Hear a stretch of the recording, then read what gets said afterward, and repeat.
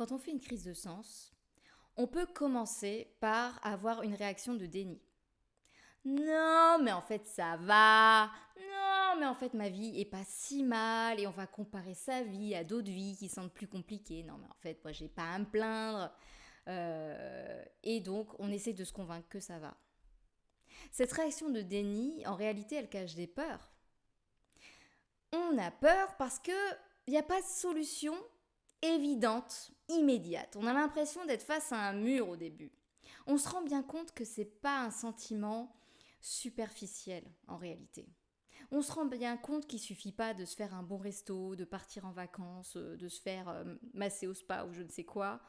C'est pas ça qui fait qu'on va beaucoup mieux derrière. Il y a quelque chose vraiment de profond à aller voir et ça fait peur parce qu'on ne sait pas ce qu'on va trouver.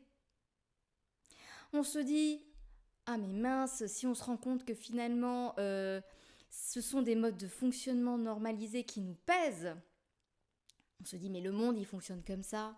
Donc ça veut dire quoi? Si moi j'arrive pas à m'adapter à ça, je suis une inadaptée au monde et donc je vais faire quoi? Enfin je vais pas aller vivre sur Mars, donc je suis bien obligée de continuer à essayer de rentrer dans le carré. Sauf que si le malaise il est là, c'est que non, c'est un appel à en fait, il y a un besoin de changement qui est véritable. Un papillon, avant d'être papillon, il est chenille. Est-ce qu'il est mieux en chenille qu'en papillon? Je sais pas. C'est juste qu'il a besoin d'être chenille et ensuite il a besoin d'être papillon. Ça fait partie de sa nature. Et toi, peut-être, c'est ça, c'est que tu as fonctionné de telle façon pendant un certain temps et maintenant tu as besoin d'évoluer. C'est naturel, c'est ta nature.